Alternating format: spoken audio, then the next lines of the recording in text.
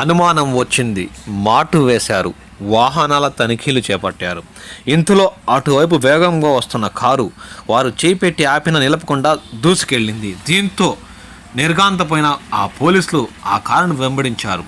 కొద్ది దూరం అడవి ప్రాంతానికి వెళ్ళగానే కారులోని వ్యక్తులు వాహనాన్ని పక్కగా ఆపేసి తలా దిక్కున పారిపోయారు. అక్కడికి చేరుకున్న సిబ్బంది కారుని పరిశీలించగా 6 ఎర్రచందనం దుంగలున్నాయి. తక్షణమే ఆ కారుతో సహా ఎర్రచందనం దుంగలు స్వాధీనం వేసుకున్నారు.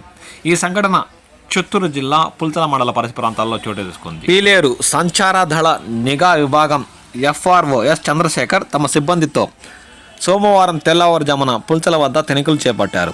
అనుమానాస్పదంగా ఒక కారు రాగా వెంబడించారు. దీంతో రెడ్డివారిపల్లి వద్ద కారు ఆపి అడవిలోకి స్మగ్లర్లు పారిపోయారని వారు పేర్కొన్నారు.